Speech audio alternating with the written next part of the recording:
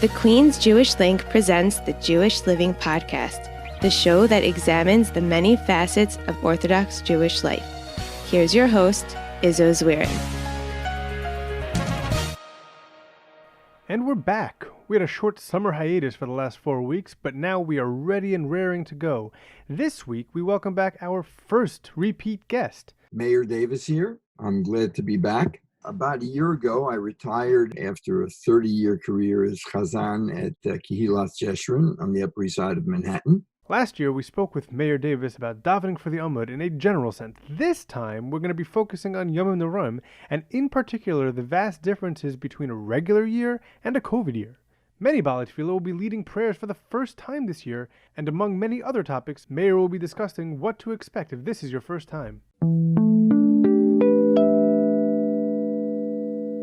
All right, so Mayer, thank you very much for coming back. You're actually our first returning guest. So Wow. Congratulations for that. We had you on about a year ago, talking about different aspects of davening for the Amud, of being a Baal Tefillah, a Chazan. We went through the differences of that, and I'm not going to go through a lot of that stuff. Right. I'm not going to go through your background. If people want to know a little bit more about those things, they can go catch that episode. That was actually episode 3 of this show. What we're going to be focusing on today is more along the lines of Yamim Noraim, specifically for this year with COVID. Now, the reason that we're dealing with that is because a lot of shuls are breaking up their regular large minyanim into smaller minyanim. They're going to need to staff those minyanim with different people who could daven for the Amud. And a lot of those people who are going to be davening for the Amud this year did not necessarily ever do it before. And even those who have done it before have never done it under these conditions. So what I want to talk to you about today are a couple of those aspects. We want to talk about things that are going to be happening for first-time daveners, things that might be different for seasoned veterans, and things that the Kehila could expect that are a little different than usual. So let's start with this. I want to talk about the differences between this year and previous years. And obviously, there's a ton of differences when it comes to things like COVID. But just in terms of the davening in a shul or in a tent or in somebody's yard or not in the regular place that you're going to be davening. So if you could talk a little bit about the differences of what people can expect from the physical side of it and from the spiritual side of it. And we'll talk more obviously about the Baal Tefillah, but also the people in the Kehila as well, if you want to talk about that. I guess if there's one word that's been overused over the last number of months, it's this word is unprecedented. We're all kind of walking in the dark here. I think the closest thing, and I'm really kind of talking off the cuff here, that the closest thing to this kind of experience of davening outside is those who at one point in their childhood went to camp and they had outdoor minyanim. This situation is exacerbated by, aside from not being, let me talk about the psychological things first, actually, as I'm thinking about it. Sure. If this was just a conventional davening, that's one thing. But Yamim Noraim, everyone's sensitivities are heightened. And they're thinking about themselves as individual Jews, about their families, about their concerns, about their fears, about their hopes and their dreams. And they're used to sitting in a shul among people they've always sat with. And there is, especially in the kinds of shuls that most of your listeners are used to, people who are certainly where maybe they might be interested in just socializing a little bit or just talking to their friends a little bit or a mixture of both. Yamim Noraim, everybody's pretty serious. And everybody wants a serious davening. So in any typical year, those are the kinds of things that are going on. Now, of course, everyone's anxieties and fears are heightened. So that changes the emotional world of everyone. So even if, let's say, we were all able to just uh, with a worldwide pandemic, if you were sitting and davening in shul and you didn't have to be socially distanced, and you didn't have to be wearing a mask, you'd be worried more than you were usually worried anyway. So that's a part actually that I never discussed with anyone, but that's really so there would be heightened sensitivity anyway. Right. But now, when you add to that, if you're sitting in the shul, if you're a certain age, you're more concerned about sitting there. You may have had ambivalence about sitting there. That heightens it as well.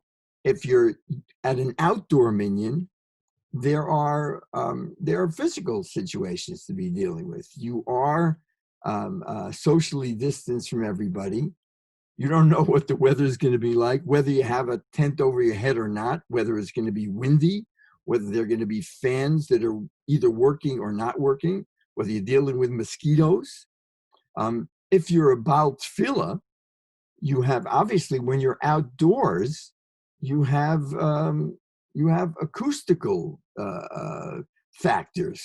If you're outdoors, generally, unless you're in the Grand Canyon, you don't know how your voice is going to carry. You don't know if you're serious as a singer or as a Baal Tefillah, you don't know how your voice is going to hold up. You don't know what it's going to be like singing with a mask. And depending on the mask that you're davening with, as you're taking breaths in, is the mask blowing in and out as well. In terms, I'm not even talking about what the nusach is yet.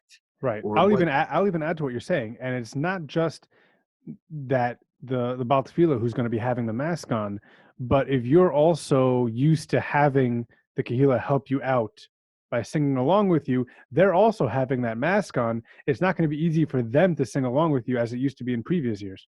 Well, I think they can. I've actually gone to a few outdoor minyanim, and I actually just the other night, last night, I went to a Kabbalah Shabbos minyan, and actually someone who lives in West Hampton just davened sweetly and beautifully whenever and I don't say that about too many of the Baal Tefillah that I listen to, but I happen to love his davening, and a good Baal Tefillah under any conditions, and that was a perfect example of it, had everybody really into the davening when did Right. I think people can get into it. Just it is more difficult for them to be singing along. Yeah. It may be a little bit more difficult for them to sing along, but if you have them in the right emotional place, and on so many levels, that's your job. No matter whether you're in an ideal situation or in a situation like that, if anything, you have more responsibility to try to get them involved. But there are all kinds of factors like that make it very difficult physically. And also, as the Shliach Tzibur, for instance, under normal circumstances, you may have your friends or your helpers who are surrounding you as a group, giving you the breaks of well, you're not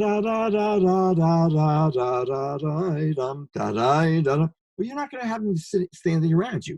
You really won't be able to do that. Right. So you're kind of hoping that everybody's going to be joining you.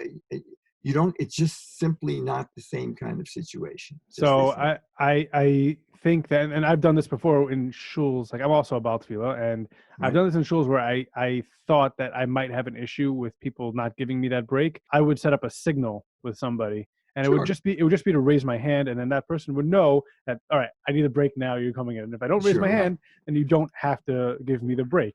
But I think that's more needed this year, especially if the person's not going to be standing next to you. You can't just like give them a little eyebrow raise. But a hand signal of somebody sitting 12, 15 feet away might help. That's on the physical side and on the spiritual side. So I want to focus a little bit more on the first time Baalei Tefillah. So a lot of shuls need that this year. My shul, our shul, we daven in the same shul, which usually has about 6 minyanim. I think we expanded to 9 this year. So that's not just 3 more Baalei Tefillah. That's 3 more Baalei Tefillah per Tefillah. So you're talking, another 12 for Rosh Hashanah and another 15 for Yom Kippur, something like that. My math is off. Sorry, it's late at night that we're Or recording. whatever. Okay. It's a lot more about tefillah.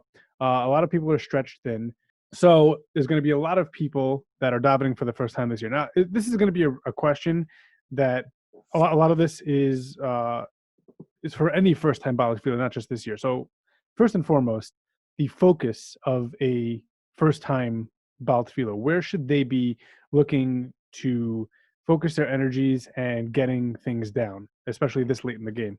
Whether this year or other years, no matter what, familiarize yourself with the machzor. Understand the structure of Shacharis, of Musaf, of Psukkah. Understand the tefillot for yourself. You can't be a good Baal tefillah if you're just singing notes and singing, melodies, which has been a little bit of a pet peeve of mine, just throwing in this melody because I like it or that melody because I like it. Understand the tefillah. Understand your responsibility. Understand how people are counting on you to increase their kavanah. Take it seriously. So that's one very, very, very important thing you must be thinking about. Actually, that on many levels, that should be your paramount thought. But aside from that, really know that machzor. Understand what you're saying.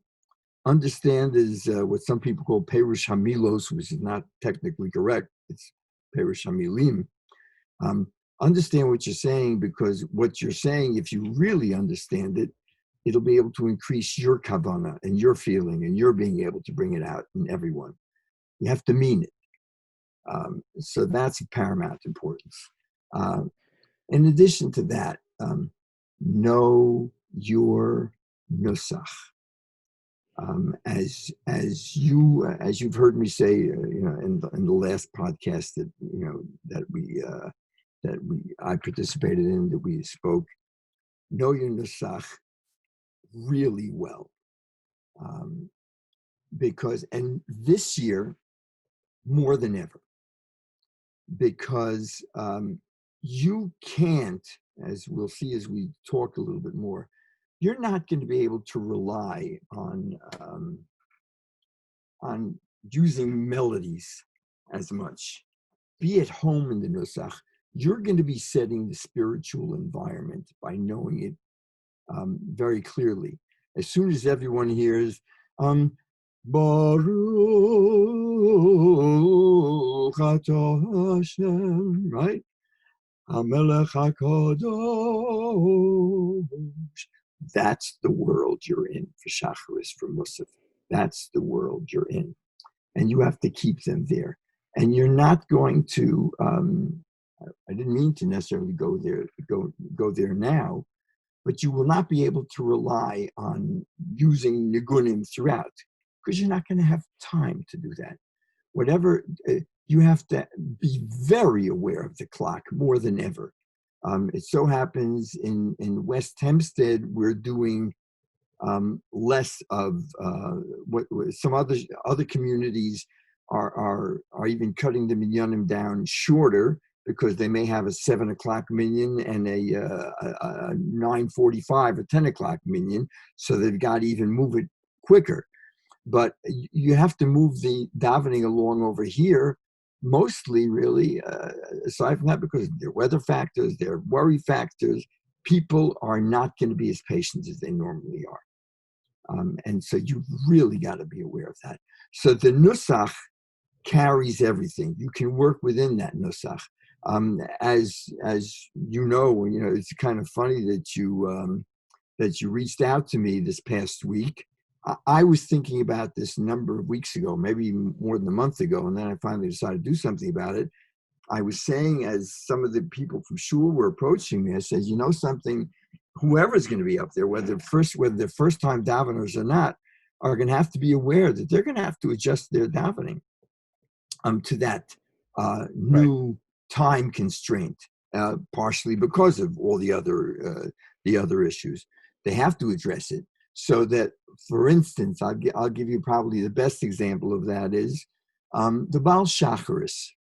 the first thing, first of all, this year, Rav Shachter said that in many situations, the Baal Shacharis, since some people will be davening Psuke to Zimra at home, maybe starting not from HaMelech, but from Nishmas. Right. So normally you start, let's start about HaMelech for a second. The basic nusach there is HaMelech, all right? So you're not starting from there. This time you'd be starting, Nishmas kol chai tevarech eshimecho. You'd be starting from there instead of HaMelech. Now, the normal nusach for HaMelech is something like this. You know, my voice is not where I'd love it to be, but here it is. Basically, you could do HaMelech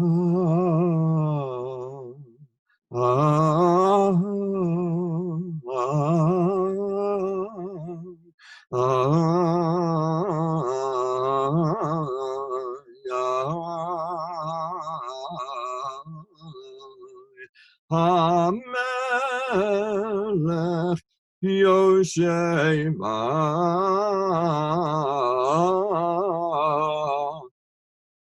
You just took 10 minutes.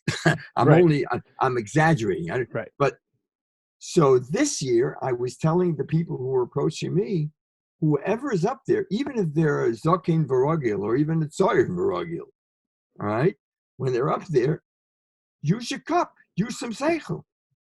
Be aware of what's going on around you. Be aware that you can't slip. So somebody's going to have to be a little bit innovative. Number one, know the nusach under normal conditions. I decided to make recordings because not even, I know there's a boot camp that's out there that OU is going out there with. A lot of those sessions are very good. And they talk about a lot of theory also, but I felt probably the best thing that I could do was give examples of how it really ought to be. I haven't recorded Shachris yet. I'm probably going to start recording that this week. What do you have recorded as of right now? All of Musaf for Rosh Hashanah. Musaf Rosh Hashanah. Okay, and you're going to do Shachris Rosh Hashanah, and I'm guessing Musaf. I'm going to do as much as I can. Okay. But so I decided, for instance, let's say HaMelech. I in my own, it's not, I haven't recorded Shachris yet, but for instance, what I was just doing, you don't have to. It's not a mitzvah doraisa to do it as much as I revere nusach. Right. But no, it's not written that you have to do that. You can do instead. HaMelech Yoshev al kisei ram v'nisa shochenad moram v'kadosh shemo. V'chasu ranenu tzadikim ba'ad Hashem laisharim navasila v'fi yisharim tisalo. Whatever. So you just turned a 3-minute shochenad into a 45-second shochenad. Right. I'm going to tell you something, as a matter of fact. When I was recording a Musaf, I got the Hayom Tam Tzenu. First of all, some people say you don't necessarily have to say it. I'm not going to get into that. People expect it. So a melody over first, the familiar Hayom Tam Tzenu that people knew for a long time in the old traditional shuls was, remember this? Hayom, Hayom, Hayom, Hayom, Hayom, Hayom, Hayom. That's that, okay? So that's one. Then it was suggested for people I know love Eitan Katz's Elul Niggun. A little late for Elul Niggun once you get into Tishrei, but yeah. However, but it's a great Niggun, right?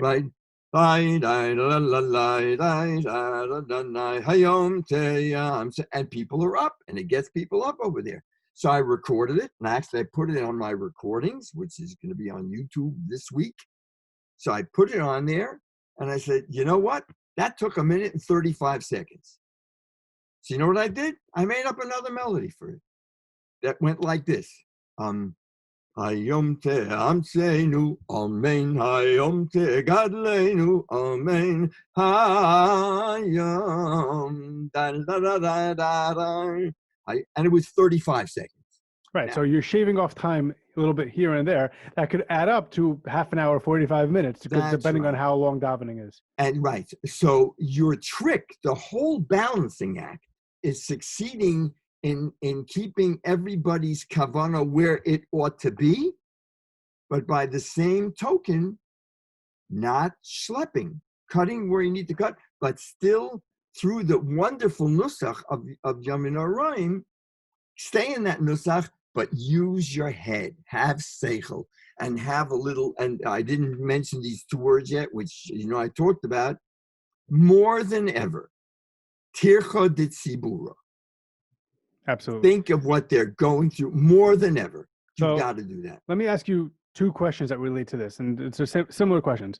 So people will either learn this nusach for the first time, a shorter version of the nusach, Right. or somebody changes to this nusach for this year. And then all of a sudden, you get people come back next year and say, you know what? I prefer that shorter one. Well, by the way, that's very, very legitimate. I can tell you that I know there's some rabbis who don't want to skip any piyutim, which I understand. Well, I'm not completely. talking about skipping piyutim. I'm talking I about I know that. I think it will be, very, very, very obvious to everyone that we're doing this because we care about them. We care about them. And then next year, we no longer care about them. Look, should I tell you something? When I was doing that new Hayom Tam Seinu that I made up on the spot, I sang it for 2 or 3 people. Said, "Whoa, that's easy. You never heard it before." Hayom Tam Seinu, Amen. Hayom Ta Da Da Da, Amen. Maybe that'll stick. Maybe it won't stick. However, you can use melodies, or if you're choosing a melody, if I can choose a schleppy melody, I won't do it. Remember. What's sacred to me, I'm not talking about the tefillah, but what's sacred to me always, what's been paramount, is the nusach. Because the nusach, to me, I didn't express it exactly that way last time we spoke. The nusach is the emotional and spiritual soundtrack for the davening. You create that particular spiritual environment. And it's such a beautiful nusach that if you stick with it, and even if you use a little speed and there's another word that Rabbi Luxstein and I always used to talk about, which is pacing. Right. Be aware of what's going on around you and pace it in such a way. And that's a lot of what I recorded on the on these recordings that I did. They're going to be available. So for instance, I don't even necessarily have to sing it. I can just even play you something from it. Let's say you get to Kedusha. Okay. One of the things I did, for instance, let's say... This is Kedusha for any tefillah? Okay. For Musaf, for Rosh Hashanah Yom Kippur. Okay? Over the years, everyone's favorite Ein Kitzvah is the Ben Zion Shenker Mozich one. Bum, bum, ba, da, dee, it's wonderful. But you want to know something? Takes a long time. Right. So if you know your nusach well, and whoever it is, I absolutely encourage everyone to try to. There isn't anything else that is set up in the speed that I just did it, and I'm not talking about the speed, but the pace and the suggestions that I really would suggest anybody who's new listen to this. There's some other recordings too that are very good, but none that are really kind of tailored to this. But let's say that Kedusha, you may not have time to do that. They'll say, I miss it. But you know what? But you may be it may take you 3.5 hours. I know that my Rav, Rabbi Rosenberg, who's going to be listening to this podcast, will be screaming, saying that there are people out there that will think that if you don't do the Mojitz Ein Kitzvah, you have to repeat Shmona Esrei. Good, I know. I'll take my chances. Okay. I'll take my chances. So one possibility, as long as you have your eye on the watch, all right, is you might just do when you get to just do Odom Yisodom Me'ofor. Let me tell you, friends, Karl Bach has so many wonderful melodies. Okay, over the last God knows how many years I've done Odom Yisodom Me'ofor, which comes before it.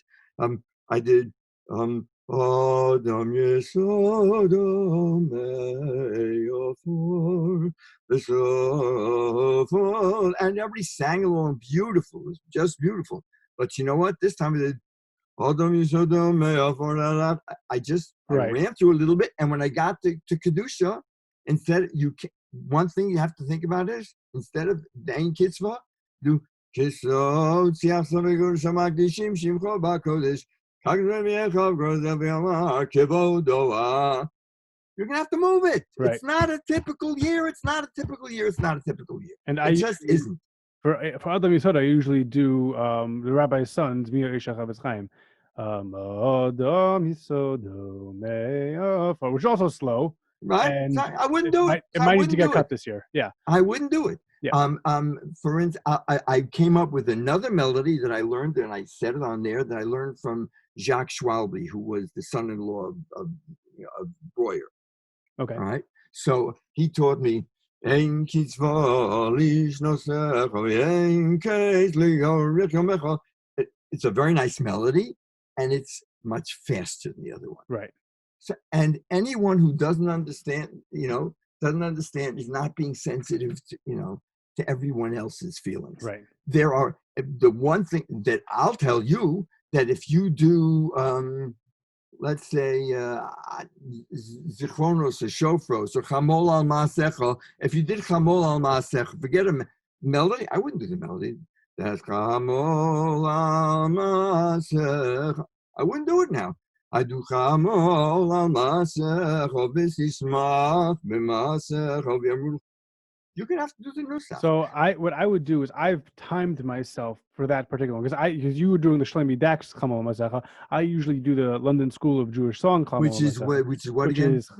Chamol al Masecha v'sismach b'Maasecha. I wouldn't do that either. Right. But I understand that you would the cut, but for me it depends on how much time you're saving. So if you're only going to save about 15 seconds, for me it's not worth cutting. If you're going to save a lot more, then it's worth cutting. Remember, you have Malchios. Remember, you have Zichronos. Right. Remember, you have Shofros. You have a lot of stuff, and you also don't know. I knew this, for instance, when I davened at hotels for Pesach. I used to daven hotels for Pesach. At the Bonaventure, I was there many years. At the beginning, I also ran the second minyan, and somebody at your said they wanted to daven Shacharis. So he davened Shacharis, and so many people, they get up there for Shacharis. So when I'm up there, I do what I want. And the Baal Musaf is the guy who gets blamed for it. Right. So when you know what happens, I started realizing, you know what, I better daven Shacharis and Musaf because I can control the clock. You have that too. You have that responsibility too. You can't, there are ways of sticking with the nusach, and coming in with a melody that's going to work, and be very, very selective. You have Nisana Tokef. You think I don't love singing Nisana Tokef Uveshofar Gadol? I used to do a dramatic, wonderful Uveshofar Gadol which I learned from my father. Beautiful, going into Kivakoras Roedro. You know that melody, right? Yes. Now the second part of this came to. You know what I did? I recorded Kivakoras. I started with at the beginning. You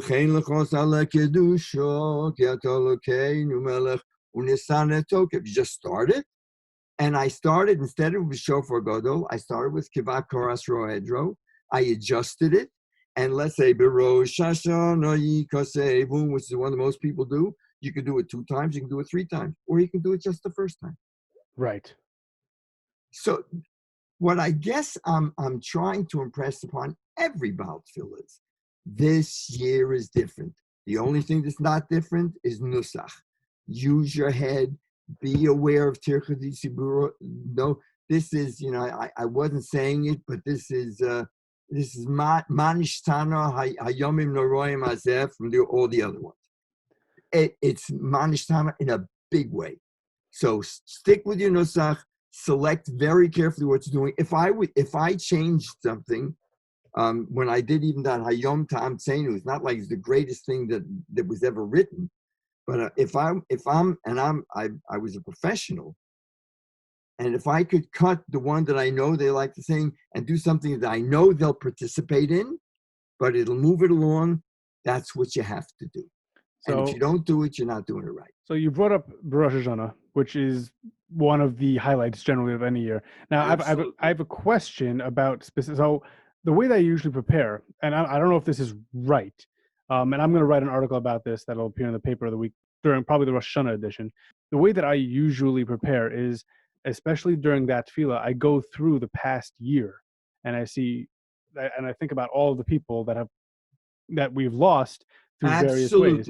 This year, obviously, everybody's going to be thinking of Uvima Gefa, right? That's 170,000 people just in America. That's right. My question, though, I know you're saying that's right, but this is a prospective tefillah. Mm-hmm. This is not a retrospective tefillah.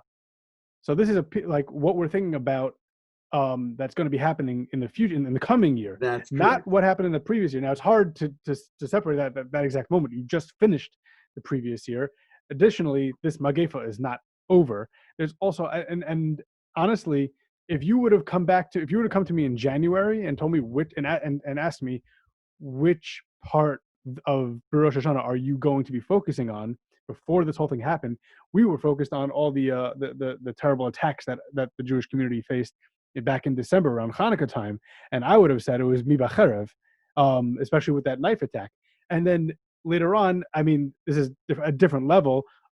Who before I can't think of the words right now, but who in their time, who before their time was up, and I was thinking mi bekitzo, mi below, which is, by the way it should be.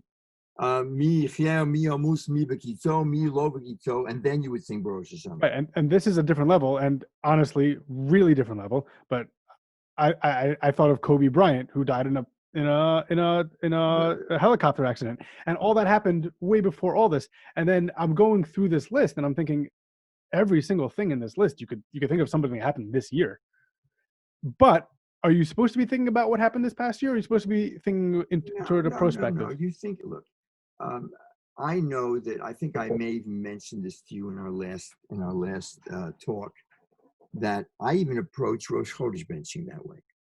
In the Sana Tokef, I literally, I kind of take in an unobtrusive way, I kind of look around and I say, this one Nebuch is having trouble having children. This one's having parnasa problems. This one is sick, or everyone has something. And so I think about that, and you don't think about that any less now. But what you have to do is you've got to adjust it a little bit. I'm not telling you not to have the kavana. Your kavana should be, you should be zeroed in 100% on everything you're saying. But when you make musical choices, let me tell you something. I am focused like a laser beam when I'm doing Unisana Tokef and Rosh Hashanah. I do it with all my emotion. And so you think about it in a very, very big way. But you have to adjust it. If I could go for a high note and give it everything, don't, because what I said, and I think something I sent to you also, is you're doing a serious balancing act. I put my heart and soul into my davening. I can still put it up, but if you can go for a high note, maybe you won't go on the high note. One of the reasons I recorded the way I recorded too was because not everybody can go that high, or not everybody can do. For instance, when I was thinking Chatzi Kaddish before Musaf, you can do Yisgadal, or I can do Yisgadal, Yisgadash. More people can do that. Right. So you're trying to make it accessible. I wanted to make this accessible for people who are learning to know the Nusach. And God willing, in other years, you'll be able to do more. And as you grow vocally, you can do more. But this year it's just different.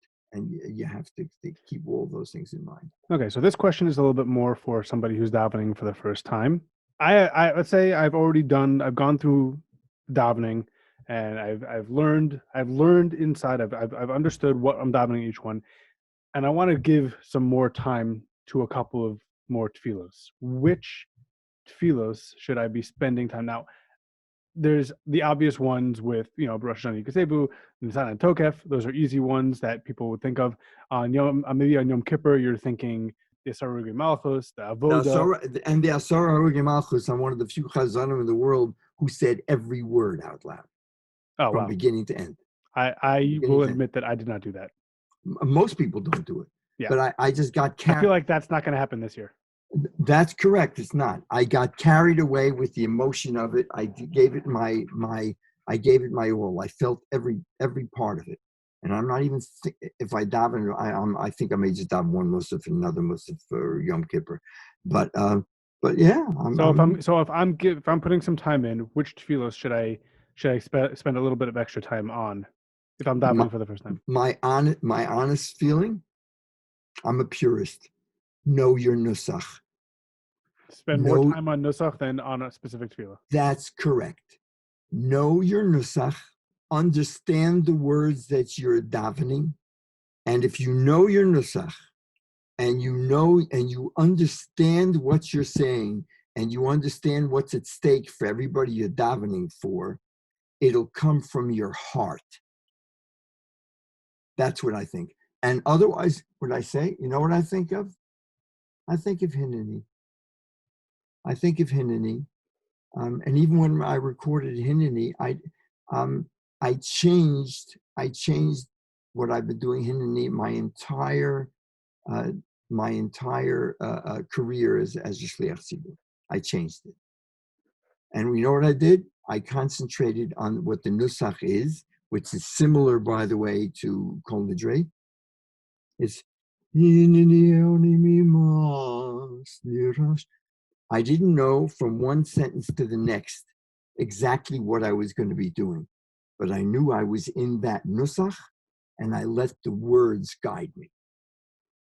That's what you do. Know it. Know your nusach. And know the words that you're saying. And know. If you don't know the words, then you can be singing on top of Old Smoky. Let the words guide you. And when I did Asar Harugei Malchus all those years, the words painted a picture for me, which was able to create certain emotions in my mispalim. And I think I told you this in our last podcast too, that the biggest compliment I ever got was that somebody came up to me. I remember, I don't know if I said it or not, if it sounds familiar. Second day of Rosh Hashanah, I remember where it was and what time it was. He came up to me after the second day of Rosh Hashanah. He said to me, "Thank you." I said, "Thank you for what?" He said, "I was able to have more kavanah in my davening because of what you did." That's your job. That's your job. Nothing else. That's your job. If you can get somebody to concentrate, to make a connection with HaKadosh Baruch Hu, that's your job. I will tell a story that happened to me last year, which can happen this year, just based on what we said about outdoor minyanim. Last year, I davened in a shul that had thin glass partitions between the building and the outside. And right as I started Hineni, the landscaper next door started mowing grass, and I was fighting over the sound of this giant landscaper noise.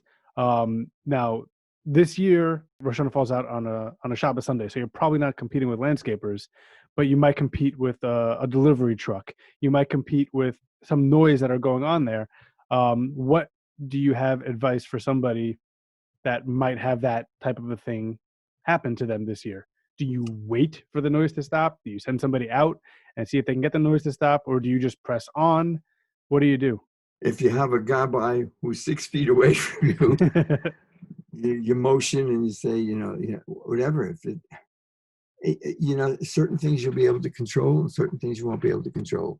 One of the other things you worry about when you're up there is you want your voice to be able to go on. Mm-hmm. I don't think I said it to you in our last podcast either. I remember my father, Olav Hashalom, who was a fabulous chassan, fabulous. He had a great voice, and he was a big vocalizer. I used to get up every Shabbos morning and hear my father go, "Muna, muna, muna, muna, muna, muna." He was vocalizing, which most singers do. I was never a big vocalizer. I just kind of opened up my mouth and I hoped something came out. That's what most of us do. But you're trying to preserve your voice also. And look, if you think anybody's going to be nervous about singing under those conditions, even if there's not a lawnmower going on or whatnot, it's just not great. We have in West Hempstead the ECC, which is part of Young Israel. It just happens acoustically, the room is a great room. Your voice bounces off that wall, and it's great. You're not going to get that kind of help. The ECC is where I was davening with the thinly veiled glass partition, and you heard because they do have the good acoustics, but part of that is because there's nice glass there that does not block the noise from the outside. Look, also, one of my voice teachers once told me, and one of my producers once told me, that if you're a pro, even if you're not a pro, straight ahead, just keep going. Okay. Just go. You got to keep going. But I would suggest again that everybody, learn properly, learn that nusach, and know that machzer kol, know what you're saying and mean it. And you do that and say, well, you have to make some choices of moving things along at a good pace, and choose melodies that will move along, and that they'll and that will help move davening along. And of course, if you do imputim, let's say b'chol maminim or ladei adimloch, I don't know, depends on what community you're in and what they're leaving out and what they're not leaving out. But if you're doing b'chol maminim or ladei adimloch, you can start. I had a faster b'chol maminim that I recorded, and one that was not as fast. But b'chol maminim shokel emunah habochinu vodei kinzei nistaros b'chol maminim. You have to do that. Yep. You may not have time to do the other stuff, but if you have your kavana and you know your nusach and you know how to do the perush of the milim, then it'll be that. Anyone who doesn't understand that is just not looking at things the way they are. It's not the same as usual. So the nusach's the same. So we've been talking a little bit mostly about Baalei Tefillah, from the Baalei Tefillah's perspective. I want to switch a little bit, talk about the perspective of the Kehillah. You and I and anybody else who's davening for the Amud, we're prepping this year for it to be a different year. The majority of Klal Yisrael is not going to be Baalei Tefillah. They're going to be in the Kehillah. What can they expect, and what should they do in preparation for this year? I have a lot of kavanah, daven well before, pay serious attention to Elul and to your own midos. And boy, Siri thinks I'm talking to her. Excuse me. Take care of yourself, and if you're aware of what's going on in this world, I was saying to my wife just the other day that this year is, I'm not talking about the Jewish year, but this year is 2020. And it occurred to me the other day that 2020, the reason this is 2020 is because we have wonderful vision this year. Looking back, all the years that came before were wonderful. So we have 2020 vision about the past, but we're not so sure about what's going to be in the future. That's why we're davening. Right. Yeah. So I would also add to that, if you're going to be having somebody who hasn't davened for the Amud before, is their first time davening, have a little rachmanos on him. If you have somebody that's davened for 40 years and can't make that change to something that's a little faster, also have rachmanos on him. People are going to be trying their best this year. I think if you're the Baal Tefillah, you have an obligation. And again, I'm sorry if I keep on harping on it. That's why I made this. Or some of the other recordings, even for Yamim Noraim, are slower. And people don't know how to adjust. That's why I say you really need to adjust. I think you've got to pay attention to that. If you're about tefillah, you have your obligation. You were saying this is what the Baal Tefillah is thinking about. What's everybody else thinking about? The Baal Tefillah's job is to be totally aware of what everybody else is thinking about. That's what Tikkun Tzibur is about. I've said this before. It's not about you. You're the Shliach Tzibur. That's what you are. So being a shliach tzibur, so your job is that within the context of everything that's going around, everything that's going on in the world, you have to be aware of what's going on in the world and what everybody else is thinking about, which is one of the reasons that on a Shabbos or a Yontif, if there was Chalila, a terrorist attack, or there's something else going on, you have to be aware of that and try to bring in something that's going to remind everybody of that. But now you have to be aware of everything that's going on and be aware of the fact that people are concerned, that people are tired, and people are, upset, and people are very sad about not being with all their friends sitting in a packed shul. I think I said it in one of the things I sent to you. Yep. They wish they were, Yamim Noraim is an awesome time. It's an awesome time. And I said, there's so many things you're thinking about. So you have to be aware of you always have to be aware of what's going on around you and never make it about yourself from that standpoint. Your job is to try to bring out the kavanah in everybody. And if that means that you've got to move it in a way, you have to create that situation. And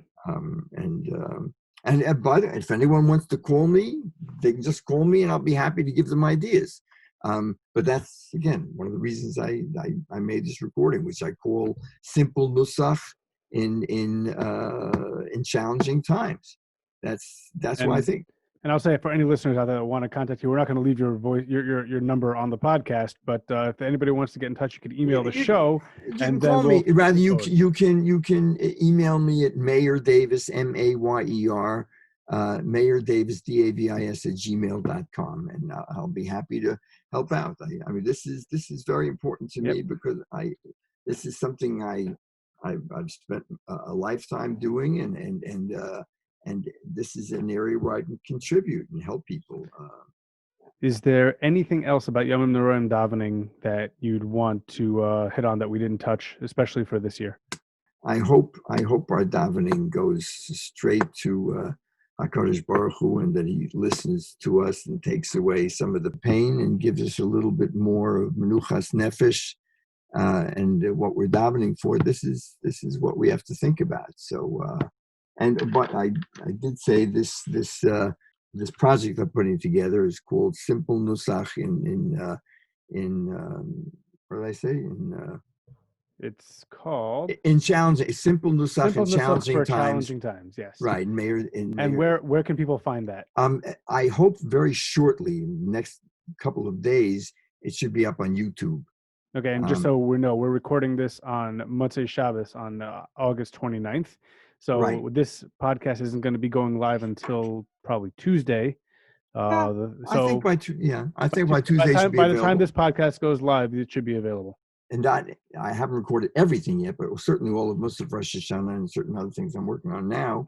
But I can also send you individual tracks. I can email individual tracks on these things. So so we are clear, that's Mayer Davis, Mayer, Simple Nusach for challenging times. You can find that on YouTube.